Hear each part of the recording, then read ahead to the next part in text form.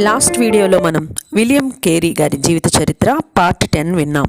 ఈ వీడియోలో పార్ట్ 11 విందాం.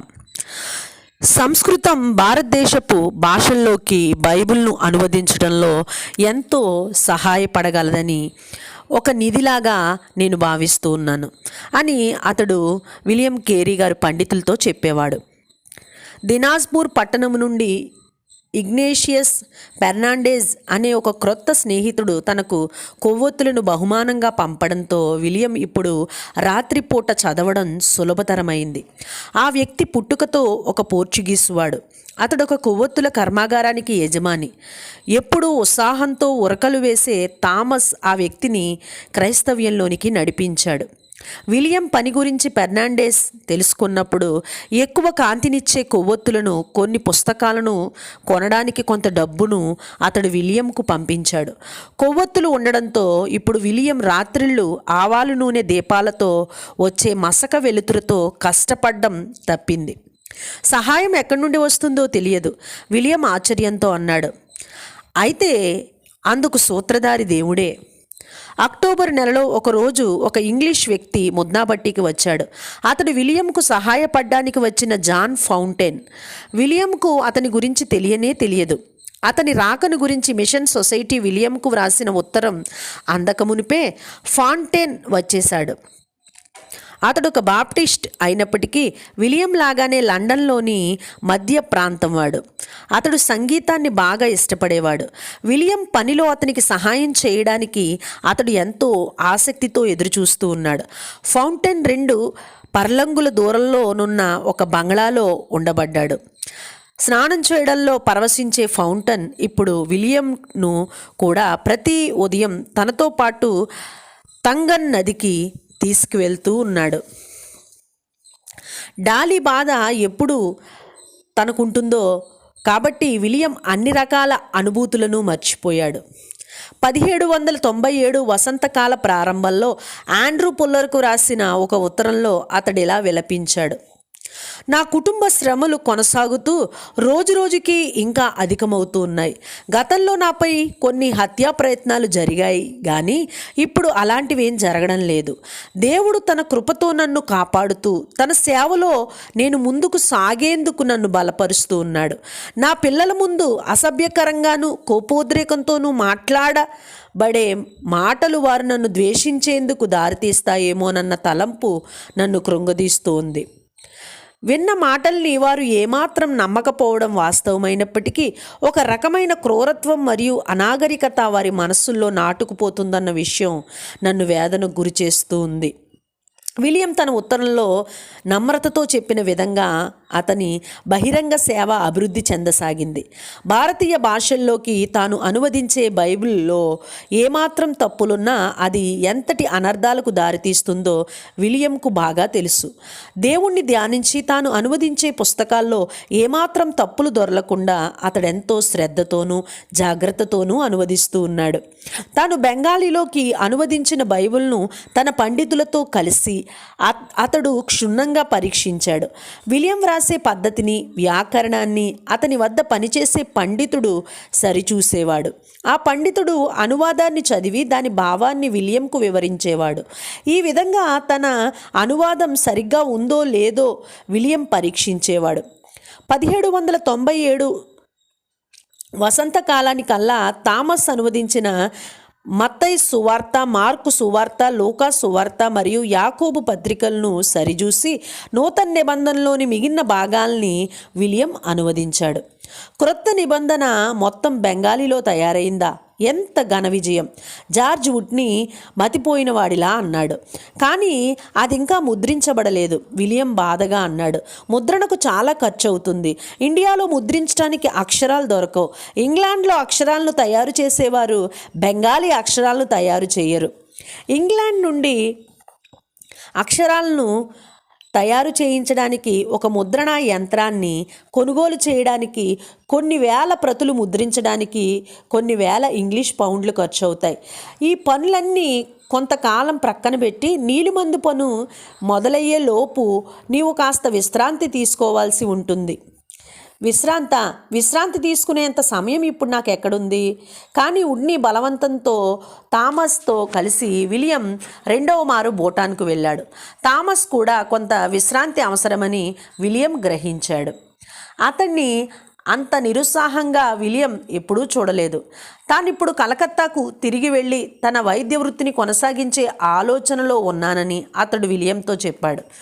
అన్యులను క్రీస్తు వైపుకు మార్చలేకపోతున్నందుకు అతడు ఎంతో బాధపడ్డాడు. క్రీస్తు వద్దకు ఆత్మలను నడిపించటం ఎందుకింత కష్టం అతడు అన్నాడు. విలియం అతన్ని ఉత్తేజపరచడానికి ప్రయత్నించాడు. అంధకారంగాను క్రూరంగాను ఉండే ఒక క్రొత్త ప్రాంతానికి ఒక దైవ సేవకుడు వెళ్ళిన వెంటనే ఏం చేయగలడు? అక్కడ స్థానికులతో సంభాషించడానికి వారి భాష నేర్చుకోవాలి. ఒకవేళ పరిశుద్ధ లేఖనాలు వారి భాషలో లేనట్లయితే అవి ప్రచురించబడేంత వరకు కేవలం బోధించుట ద్వారానే సువార్త వ్యాపింపజేయవలసి ఉంటుంది. దీని అంతటికీ చాలా సమయం పడుతుంది కదూ. కావచ్చు అన్నాడు థామస్ ముందు చెప్పలేదు కానీ తర్వాత తాను తిరిగి అప్పుల్లో ఉన్నట్లు అతడు అంగీకరించాడు. వారిద్దరూ శ్రీనాయ అనే సుబాతో బహుమతులు ఇచ్చిపుచ్చుకుంటూ ఉన్నప్పుడు థామస్ చాలా ఉల్లాసంగా కనిపించాడు.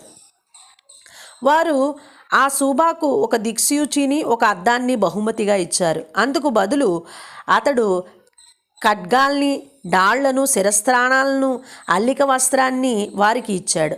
అయితే ఈసారి అక్కడి పూజారులైన లామాలు వారితో అంత స్నేహంగా లేరు.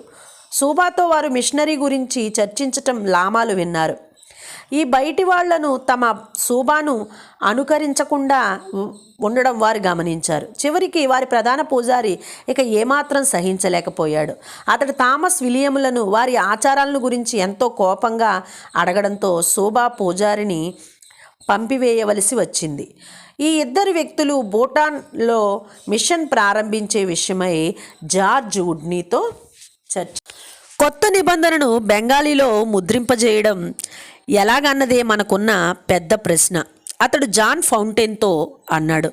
ఇంగ్లాండ్ నుండి బెంగాలీ అక్షరాలను, ఒక ముద్రణా యంత్రాన్ని తెప్పించుకోగలిగే సమయం కోసం విలియం ఎదురుచూడసాగాడు. ముద్రణాలయంలో ఈ మధ్య చాలా అభివృద్ధి జరిగింది. ఇటీవల కాలంలో ఈ లోపు యంత్రంలో అనేకమైన మార్పులు జరిగాయని వినవస్తోంది.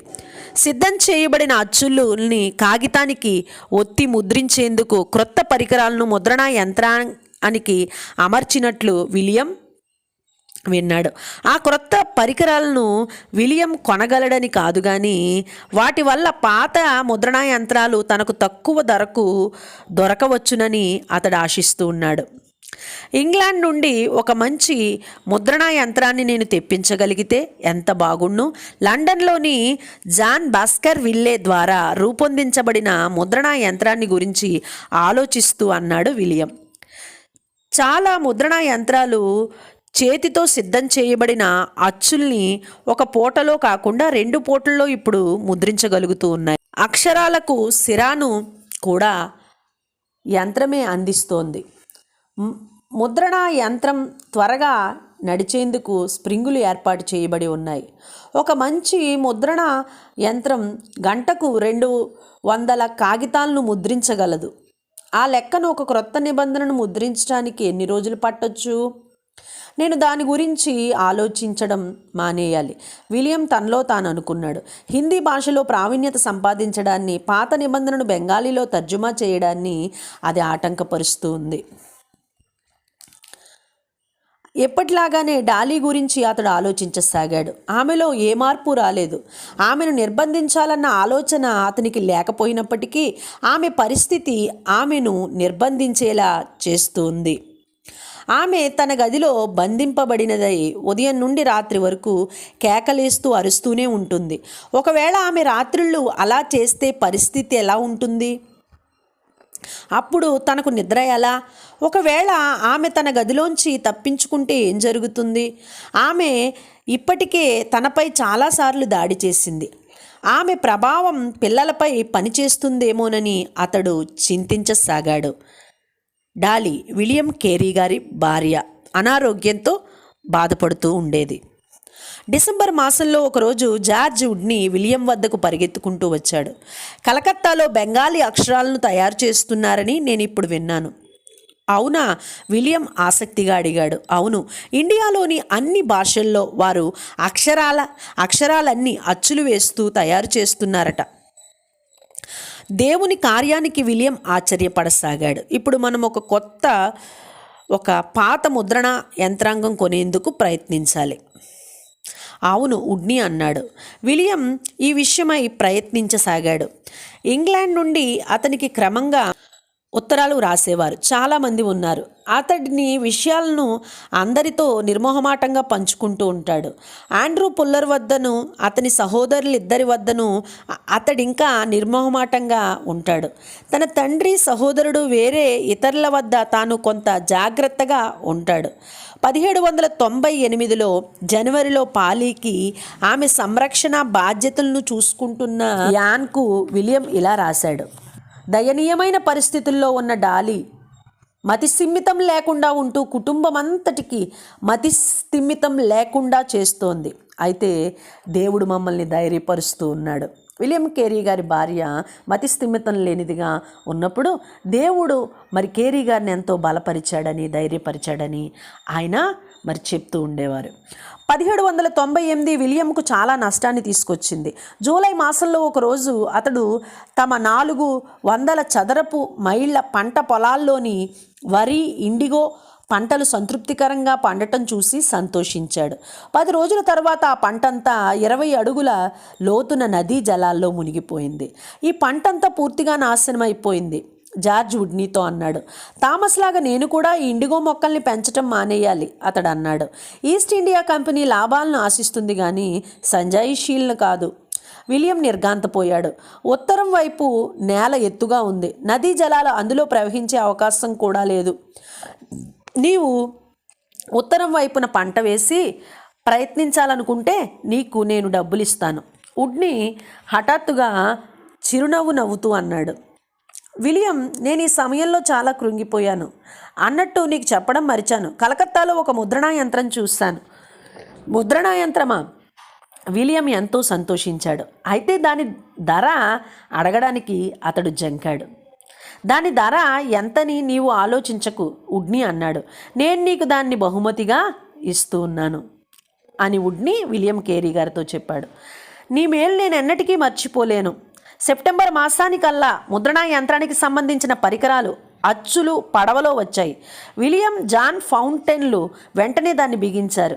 అది వారికి చాలా నచ్చింది. అచ్చులను తయారు చేసి ముద్రించడానికి నిపుణత అవసరం. వారు మెల్లగా ఆ పనిని నేర్చుకోవటం ప్రారంభించారు. వారు నేర్చుకోవడం కొంత నిందాస్పదమైనప్పటికీ అభివృద్ధి కొనసాగుతూ ఉంది. నెక్స్ట్ వీడియోలో మనం విలియం కేరీ గారి జీవిత చరిత్ర పార్ట్ 12 విందాం.